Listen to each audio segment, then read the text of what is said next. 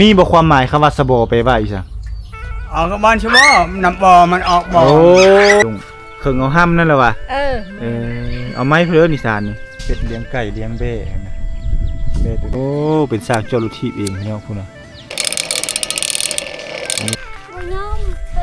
มันเป็นนี่เลยว่ามันจะเป็นลูกฝรั่งบ่ดังเดิมบูฮานเลยนะไอ้น้องนี่ยังน่ะมะแขงมะเขือ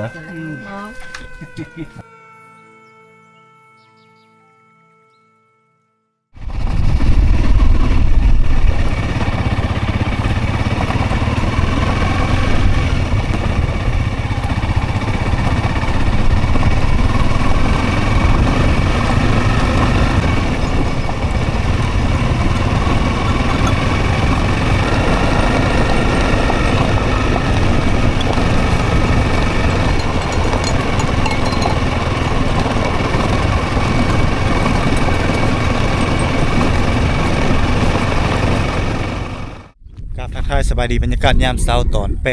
8:30 นาทีตอนนี้บรรทุกอยู่ที่บ้านสะบ่อเมืองบัวละพาแขวงคำม่วนหลังจากที่เดินทางไปไทยทวีชีวิตของชาวบ้านอยู่ทางบ้านหนองกะปะเนาะออกมาแล้วบรรทุกมาแวะเที่ยวชมบรรยากาศทางบ้านสะบ่อพี่น้องเนาะเป็นหมู่บ้านชนเผ่าบรูคือกันเนาะหมู่บ้านนี้ก็ตั้งอยู่แคมทางแต่จะบ่มีสายน้ำก็มีอยู่แต่ว่ามันแห้งแล้วทำสำหรับสายน้ำอยู่ทางด้านคุณเฮากายมาเมื่อเช้านี้แม่นเห็นบรรยากาศของชาวบ้านที่กำลังนั่งฟิงไฟอย่างต่างๆแต่ว่าสวยมากแล้วก็บ่ค่อยเห็นเลยท่านผู้ชมเนาะอันนี้คือบ้านเฮือนของชาวบ้านในเขตชนบทท่านผู้ชมนี่มีบ้านน้อยบ้านใหญ่เฮือนหลังงามๆนี่เนาะเป็นบ้านถือว่าเครื่องถาวรแล้วพี่น้องนี่มีน้ำโยกเนาะมีน้ำโยกน้ำลิ้นแล้วก็มีคือสิมันมีห้วยทางด้านลุ่มแล้วก็เจ้าก็ดึงน้ำต่อน้ำมาเนาะสบายดีพ่อเฒ่าโอ้ไปเชลมาแล้วนี่ไปเมื่อไรเนาะสวยๆมาเนาะโอ้ไปทางให้เฮ็ดสวนยามนี้บ่ได้อยู่เลยเนาะกลมันทางให้ฮะโอ้คอยมาตลอดแถวนี้มาปีละเทื่อ2เทื่อมาถ่ายชาวลิศแล้วก็ไปบ้านน้องกระปาดหากออกมาเมื่อวานนี่ไปน้ำทุยไปตลอดเลยท่องเที่ยวเป็นนักท่องเที่ยวเที่ยวตลอดเลยโอ้บ่ได้ตามเข้าหรือบ่แถวนี้โอ้ยาแล้วอ่ะไปเสียวเนาะเสียวอยู่วัดทุกแบงพุ่นโอ้สบายมื้อนี้เนาะยาแต่เก่าโชคก็บ่มีโชคบ่มีแล้วเดี๋ยวนี้หาโคกยากเลยเนาะโคกโอ้พี่น้องเอ้ยเริ่มบ่มีโคกบ่มีซากให้เฮาเห็นเลยได้บัดนี้ได้บัดไผดาบเลยขมังเลยบัดนี้ไผรับกับการมาตามนี่คือเก่าตามนี้เด้อมันคันไฟดับแล้วการมาตามนี่พี่น้องเนาะอันนี้บ้านหยังบ้านสะบอบ้านสะบอเอามีจังหลังคาบ้านสะบอนี่เช้าไปสะไปหลังคาเอ็ดเพลอจะมาตั้งมาซื้อบ้านสะบอ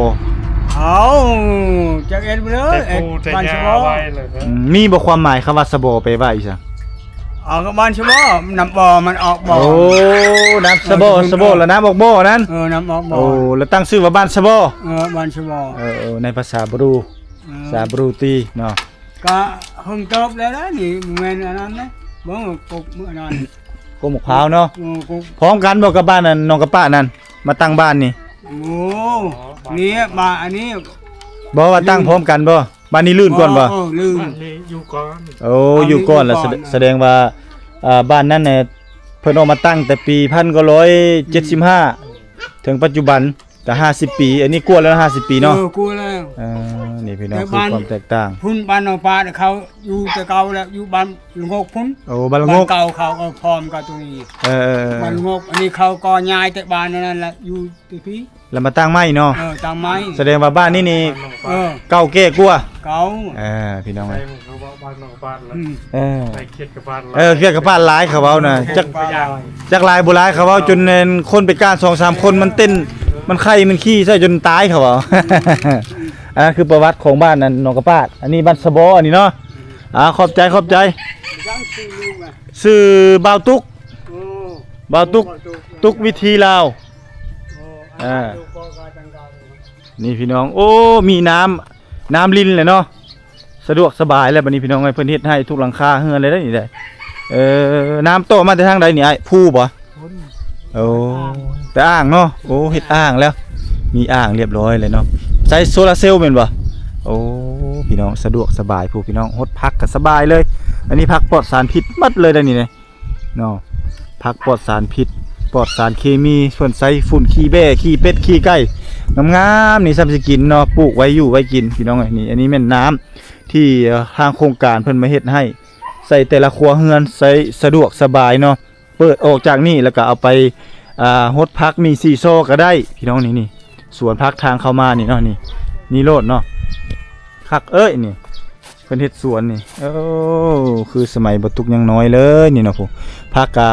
บ่แม่นธรรมดาเด้อพี่น้องดินดำน้ำซุ่มเมืองบัวละพานี่งามเลยเนาะเมืองบัวละพาเมืองดินดำน้ำซุ่มเข้าข่าวสาวงามเขาเอา พี่น้องไปเดี๋ยวพาเลาะเบิ่งบรรยากาศหมู่บ้านสะบอมาจากคำว่าน้ำออกบ่อพี่น้องเนาะมีเพียง20ปลายกว่าหลังคาเฮือนหมู่บ้านนี้เนาะเป็นหมู่บ้านตั้งเข้มทางพี่น้องเอ้ยนี่พูนรถบ่อเล็กเด้อพี่น้อยอ่ะนะกำลังเข้ามานี่แต่ละหลังคาเฮือนนี่มีหมดนี่เนาะมีบ่อนน้ำส้มไซโดยไซผ่านโซลาร์เซลล์แล้วก็เจ้าโตแท่งเข้าแต่ละเฮือนโดยที่เฮาบ่ต้องไปเสียเงินเสียค่ามีดพี่น้องนี่คือเฮือนสร้างของเพิ่นเนาะแต่ละหลังคามี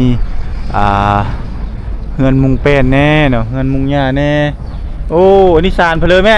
สะดกคง โอ้ศาลดงเขิงโอ้คิดว่ามีแต่ผู้ชายศาลเป็นบ่แม่นเนาะผู้หญิงก็ศาลเป็นเนาะนี่พี่น้องเพิ่นกำลังศาลดงเขิงเอาห้ำนั่นแหละว่ะเอาไม้เพนเลยนี่ศาลนี่ ไม่นั้นไม่ไหล โอ้น้องไม่ไล่ ไม่ไหล นี่พี่น้องเนาะเอาวัตถุดิบจากธรรมชาติมาแล้วมา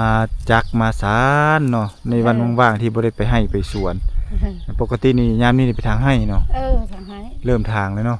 ทางนี่เปลี่ยนตลอดบ่แต่ละปีนี่เปลี่ยนบ่อนตลอดบ่ ตลอดเลย ทางปีนี้ก็ใส่เข้าไปดีปีหน้าก็ใส่มันแล้วก็ทางต้อยก็ใส่เข้าแถวนี้ดินนี่คือสิจับจองมาเลยบัดนี้เนาะ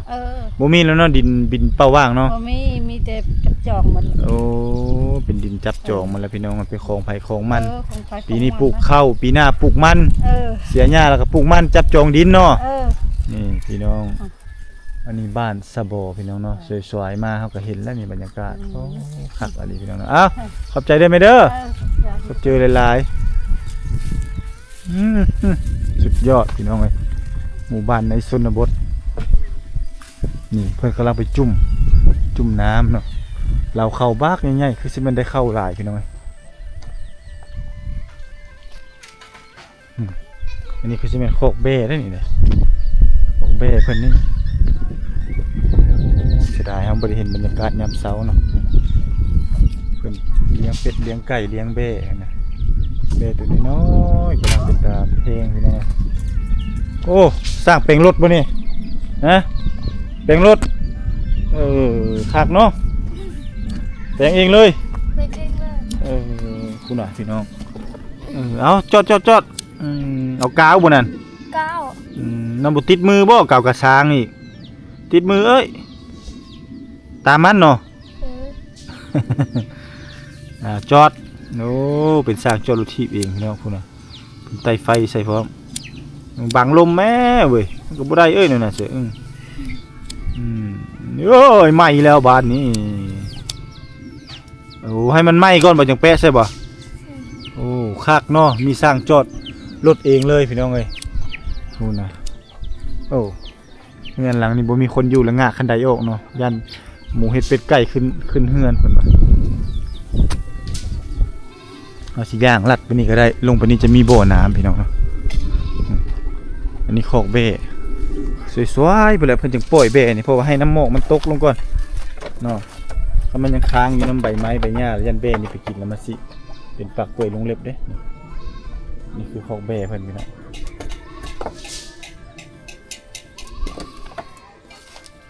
เราเข้าในสมัยก่อนจนมาถึงปัจจุบันก็ยังมีอยู่เนาะเราเข้าที่เป็นเฮ็ดมุงไม้แต่ก่อนเฮ็ดมุงหญ้าแล้วแต่ก่อนนี่เริ่มมุงไม้แล้วนี่เครื่องไม้เครื่องสังกะสีเนาะเพิ่นก็เริ่มทอนในเฮือนแล้วนี่อันนี้เริ่มเฮ็ดสวนนี่เนาะโ อ้เฮ็ดสวนเลยเนาะแล้วให้แล้วหน้าแล้วก็เฮ็ดสวนวันนี้เนาะนี่พี่น้องโอ้มีคอกไก่พร้อมเฮ็ดสวนติดคอกไก่เลยเนาะแล้วก็ฮุบเอาขี้ไก่นี่มาใส่พัก พักเลยนี่พี่น้องอันนี้แม่นคอกเบ้นี่โอ้เบ้จักตัวนี่เบ้3ตัวนี่แหละนี่อันนี้คือฝุ่นชีวภาพเนาะฝุ่นออร์แกนิกโอ้4ตัวเด้อบ่แม่น3เด้อพี่น้องนี่2 4ตัวพี่น้องโอ้นี่คือเบ้ของชาวบ้านเพิ่นเลี้ยงไว้บางเทื่อมียามจำเป็นขมังขับคันอย่างต่างๆเพิ่นก็จะขายเนาะเลี้ยงไว้พี่น้องเอ้ยนี่ยามนี้เริ่มเฮ็ดสวนแล้วเนาะแต่ละหลังคาเฮือนเริ่มเฮ็ดหัวเฮ็ดสวนแล้วเนาะบ้านสวนบ่ได้ไปไสบ่ บ่ อยู่เฮือน โดย โอ้บ่ได้ไปโรงเรียนบ่ บ่ แต่เบิ่นเรียน โดย บ่ได้เรียนหนังสือ บ่ฮู้ บ่ฮู้เอาแล้วบ่ฮู้อีกว่าบ่ได้เรียนหนังสือบ่ฮู้อีก น้องสาวน้อยเพิ่นเนาะเดี๋ยวสิพาท่านผู้ชมเลาะออกไปโซนปุ๊เนาะไกลๆพุ่นตอนนี้เฮามาเฮาก็บ่ได้เห็นแหละการตามข้าวตามน้ำวิถีชีวิตของเขาเจ้านี่คือซีเมนต์บ่อนตีผาเด้พี่น้องเอ้ยนี่อันนี้บ่อนจุ่มเอาพามาเวลาร้อนๆมาจุ่มชนิดแล้วก็เวลาเฮาตีเท่านั้นแต่ว่าตอนเช้าๆนี่คือน่าจะเห็นเนาะนี่เห็นบ่อันนี้คือบ่อนตีผาของเขาเจ้านี่อันนี้เป้าลมพากระซุบใส่อยู่นี่แล้วก็ไปตีอยู่นั่นอันนี้อาวุธจากสงครามนี่พี่น้องเราจะมาเฮ็ดบอลตีผาตีเรียบร้อยแล้วก็ไปจุ่มน้ำอยู่นั่นอันนี้คือภูมิปัญญาของผู้เฒ่าส่วนหลายนี่ผู้เฒ่าในชนบทนี่เขาจะตีผาตีอย่างเป็นเฮ็ดเป็นเมื่ออาศัยซากเศษเหลือจากสงครามมาแล้วก็มาเฮ็ดพี่น้องอันนี้คือความดุมันขยันเพียรของชาวบ้านในชนบทพี่น้องเนาะในยามนี้ก็ถือว่าเขาจะเริ่มไปทางทุกปีเฮ็ดสวนมันต้นไปนำเนาะนี่คือวิถีชีวิตของเขาเจ้าเลี้ยงไก่พี่น้องเลี้ยงไก่ได้นี่ไก่เป็นขันดีเนาะโอ้ยขันใช่ไหม บ่ขันครับพี่น้องโอ้สบายดีบ้านชวนกำลังสิไปเชลเลอร์นี่หาหน่อไม้โอ้สองไอ้น้องบ่นี่ผู้ได้เป็นอ้ายผู้ได้เป็นน้องเอื้อยนี่ เคยนะ เจ้าเป็นเอื้อยบ่อันนี้เป็นน้องโอ้อาหารหลักๆถ้าเจ้านี่ไปหาหน่อไม้ยามนี่เนาะได้ลายบ่ไปแต่ละเทื่อ ได้ ได้บ่ผมนี่ย้อมเอาบ่หรือว่ามันเป็นแนวนี้ บ่ยอมเป็น มันเป็นแนวนี้เลยบ่แม่นเจ้าเป็นลูกฝรั่งบ่ ใช่มีจังในอุปกรณ์ไปหาหน่อไม้นี่เบ้อนี่เปรี้ยบ่นี่เปรี้ยบ่ปลา พา ภาษาบรูว่าในภาษาเจ้า เพลีย เปรี้ยอันไหนเด้กะยังอะยัง โอ้นี่นางซื้อเพลอเจ้า ศิลา ซื้อล่าโอ้เป็นลูกสาวล่าบ่ตั้งซื้อล่ากำลังสิไปหาหน่อไม้ไก่บ่มันหาหน่อไม้อีนะ บ่นี่ ใกล้ๆนี่จะไปแต่ละเทื่อได้บ่เต็มกะยังนี่ ได้ ได้เนาะหน่อไม้เพลอ ทำไม อะบังยัง อะบ้าง อะบังอะไรโอ้หาหน่อไม้มาปั่นครอบครัวกินเลยเนาะปั่นพ่อปั่นแม่เนาะเอาไปใส่นางจังหน่อยเจ้าสิบ่ได้หน่อไม้ไปหาหน่อไม้เด้อไปกับน้องเกียร์ไปหาหน่อไม้พี่น้องอุ้ยคนมาจบเถเด้เนาะลูกสาวไผคือมาจบแท้นี่ไปหาหน่อไม้แหละอ่างน้ำประปาบ้านสะบอพี่น้องเนาะโอ้มาปีนี้เปลี่ยนแปลงไปหลายพี่น้องเอ้ยบ้านนี้เนาะมีอ่างน้ำประปาเนาะที่ใช้พลังงานโซล่าร์เซลล์พี่น้องเนาะใช้พลังงานโซล่าร์เซลล์สะดวกสบายแล้วบัดนี้เนาะขยายออกใส่แต่ละหลังคาใส่แต่ละเฮือนแล้วพี่น้องเอ้ยอันนี้คือบ้านสะบอพี่น้องเนาะความเก่าแก่ของหมู่บ้านสังเกตจากต้นมะขามกับฮู้เนาะต้นมะขามนี่คือสีลายฟ้าลาปีพี่น้องเนาะโอ้อันนี้เดินฟุตซอลเดินเตะบาสพี่น้องเนาะบ่แม่นเนาะมื้อนี้เดินเตะท่อ เดินกระโตพี่น้องเนาะนี่เนาะโอ้บรรยากาศยามแรงเห็นแล้วเนาะชาวบ้านเพิ่นวัยรุ่นพากันมาเตะโตอยู่นี่ออกกำลังกายพี่น้องโอ้เฮือนหลังนี้ยังคือเก่าพี่น้องเนาะตั้งอยู่แคมน้ำพี่น้องเนาะลงไปนี่จะเป็นน้ำนี่ลงไปนี่เป็นแม่น้ำทรายน้ำที่เขาเจ้าพากันลงไปอาบน้ำส้มสายน้ำอยู่แหล่งน้ำแห่งนี้แหละเนาะเฮาก็บ่ฮู้ว่าห้วยอีหยังมันไหลผ่านนี่แหละไหลผ่านบ้านแต่เป็นห้วยน้อยๆเนาะนี่เนาะเป็นห้วยหลังแล้วก็จะมีเฮือนนี่พี่น้องมีเฮือนอยู่ใจกลางเนาะนี่เนาะคักอดีบรรยากาศยามนี้อันนี้เป็นเฮือนเก่าแก่บูฮานดังเดิมพี่น้องเนาะนี่อันนี้คือบรรยากาศวิถีชีวิตดังเดิมบูฮานพี่น้องเนาะเป็นเฮือนไม้เฮือนแป้นดังเดิมบูฮานเลยนี่นะส้มหาที่หาส้มยากเด้อพี่น้องวิถีชีวิตดังเดิมของจังซี่นี่บางคนไทยยังบ่ทันมีโรงสีเขาเจ้าก็จะมาตำข้าวนี่คือเก่าพี่น้องเนาะมีข้าวมาแล้วก็ตำตึบตอนเช้าเนาะถ้าไม่มีเงินมีค่ำก็จะเอาไปซีเพราะว่าข้าวเปล่า1แม่นเปล่า1,000กีบเพิ่นบ่นี่เขาเจ้าเริ่มถอนไม้แล้วบ่มีเวียกมีงานแล้วเขาเจ้าก็เริ่มเฮ็ดหัวเฮ็ดสวนส้มไส้ไปอยู่ไปกินเพราะว่าน้ำมันอยู่ใกล้ๆนี่สามารถตักขึ้นมาได้สะดวกสบายเลยนี่เนาะโอ้กำลังจะดูอยู่บ่นี่มีน้ำส้มไซและสะดวกสบายเลยพี่น้องบ้านนี้อันนี้คือซีเมนต์ออกเงินใหม่พี่น้องโอ้อาโจ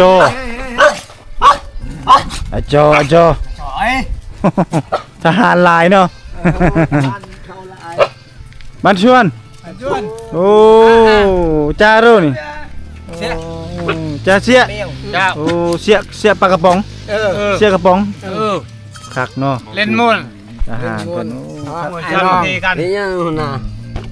ผักพวกมา ปลากระป๋องจ้าเมียง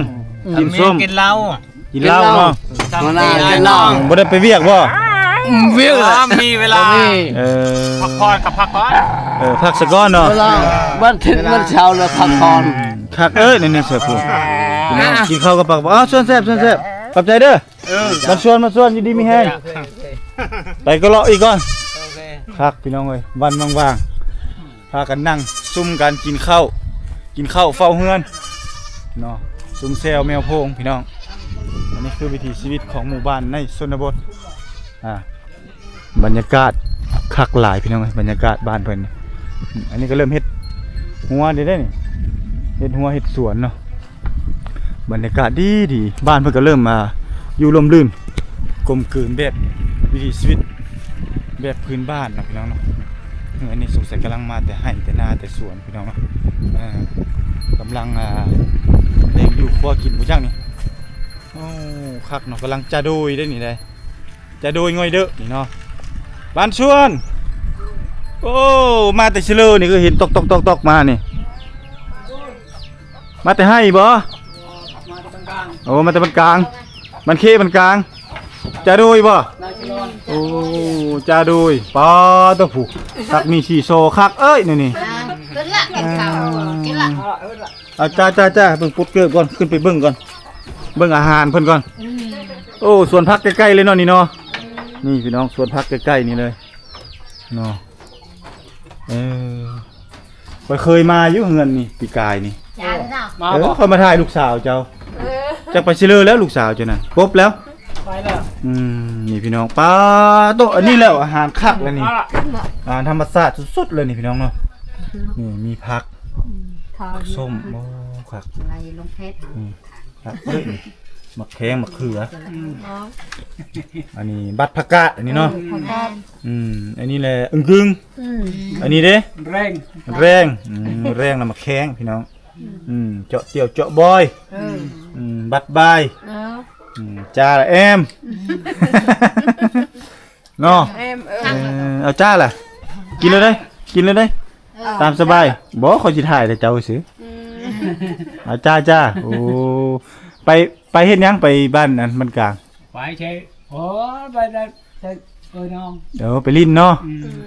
ไปใส่ลูกหลานเนาะ แล้วมาบ้านแล้วอยู่พี่ เออ นี่พี่น้องมาเจอเจ้ากำลังกินข้าวกินน้ำอันนี้แหละอาหารปลอดสารพิษเนาะกินแล้วก็แข็งแรงบ่เจ็บบ่เป็นนี่ แห้งเราเป็นผัก สบายเนาะกินผักนี่บ่ตุ้ยเนาะอยู่ในเมืองกินหมูกินซีนกินน้ำมันหลายละตุ้ยอึ้งลึงอึ้งลึง กินแต่หมักเผ็ดนี่เบิ่งล่ะ พี่น้องโอ้คักเด้อกินผักนี่เด้อคันผักส้มก็อยู่นั่นเนาะแกงผักกาดแกงก็แซ่บได้ผักกาดได้แกงมีปลาจักโตสองโตละแกง เชฟ แกงใส่แซ่บเอ้ย อาหารธรรมชาติเฮา เนาะธรรมศาสตร์เลยนี่เนาะยามนี่ก็แล้วให้แล้วนาแล้วสวนก็ปลูกผักนะพ่อเนาะ เออ เออ แบบนี้ผักกิน ผักนี่ในมันเอาซื้อมาแต่ใช้แต่ตลาดพุ่นบ่ ตลาดเลย โอ้แล้วก็มาบ้านเนาะปลูกเนาะเฮ็ดหัวเฮ็ดสวนยามนี่เนาะพอได้อยู่ได้กินพี่น้องบ่ได้ขายเนาะมีแต่ปลูกกินแม่นบ่เออมีแต่ปลูกไว้อยู่ไว้กินพี่น้องเนาะ ลาลานี่แหละ คนกินมีไทย โดยไปทางไหนแล้วลูกสาวเจ้าครบแล้ว ไทยก็เนาะ